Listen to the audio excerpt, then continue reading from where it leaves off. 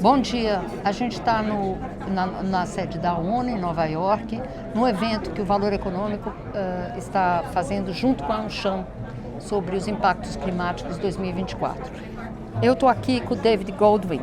Ele é presidente da consultoria Goldwyn Global Strategies e é também a pessoa de energia dentro do Atlantic Council.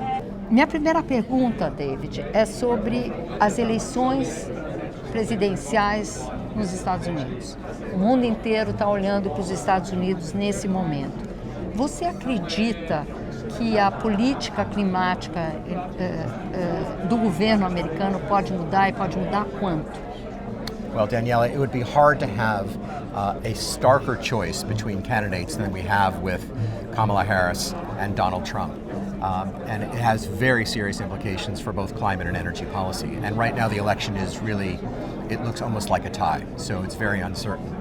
If Kamala Harris wins, you'll see largely a continuation of President Biden's policy, commitment to the Paris Accord, continued investment, largely incentives like you've seen with the IRA for renewable energy, but also in all of the above strategies. So we're not going out of the oil and gas business, but the future of oil and gas production in the United States is going to be low carbon.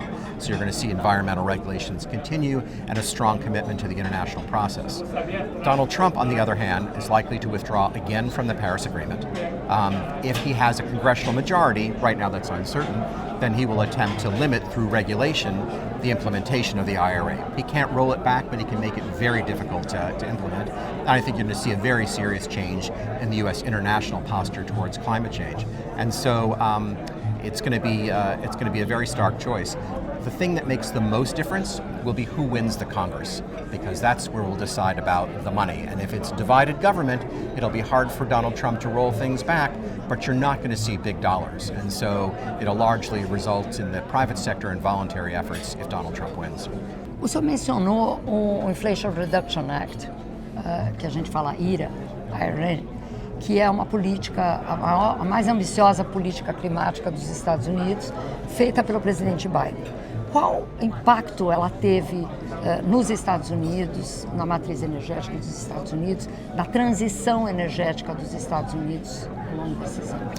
The IRA, terrible name for a bill, it's Inflation Reduction Act, but it has really billions of dollars in incentives for renewable energy and investment really on a technology neutral basis on the entire clean energy suite, advanced manufacturing, electric vehicles, batteries. It's been hugely impactful. There have been, I think, hundreds of billions of dollars in projects announced just in the year and a half, barely a year and a half since it was passed. Remarkably, a lot of this investment, particularly in batteries, is in so-called red states, Republican states, because they don't have unions. And so the investment signal has been incredibly powerful, and we're just beginning to see the impacts of it because the rules for how you invest in hydrogen, how you invest in advanced batteries are just starting to come out from the Department of Treasury. So we're at the very front end of it, but it has really transformed the investment posture in the United States, and it's caused a little bit of friction with some of our allies in Europe and in other places because it has drawn so much investment because of the attractiveness of the incentives that people fear that it's drawing investment away from others. But it's been very powerful, and what's important for the United States is that I think it's also sustainable. Frankly, no matter what happens in the U.S. elections, the governors of the states that have these new plants or have announcements of new projects want them to be delivered. So there's going to be a quiet but very solid bipartisan support for the IRA. So even if Donald Trump wins, I think it's very unlikely, extremely unlikely, that anything will be rolled back because of the Republican support. A terceira pergunta é sobre energia nuclear. O senhor acredita que, diante da crise climática global, energia nuclear é algo que deve ser considerado? From my perspective, nuclear energy is an indispensable part of the climate solution. For now, unless, it's the intermittency of renewables which is the challenge. You need to have firm power for the enormous increase in electrification that we're going to need if we're going to electrify vehicles and everything but hard-to-abate industries.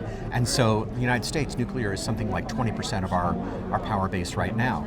And so the nuclear energy of the future is going to be small modular reactors, advanced designs. We still have to deal with proliferation. We still have to deal with waste disposal. But it's really indispensable. And it's one of the few areas of bipartisan support in the United States. Republicans and Democrats both support nuclear energy. The IRA has a whole suite of incentives for existing nuclear and for new nuclear.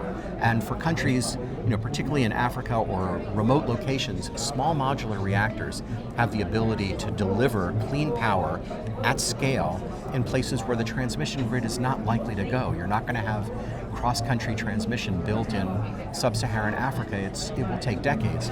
And so it's an important solution. There are serious challenges that have to be addressed, particularly in managing the waste and proliferation risk, but I think those can be accomplished. And so for the United States, at least, both from the government and the private sector, I think for climate, unless we have a dramatic increase in battery technology in the next 5 years, I don't think we can get to 2050 and 1.5 degrees without a significant increase in nuclear. Thank you very much. Muito obrigada. Muito obrigada. A pleasure, yes. Obrigada.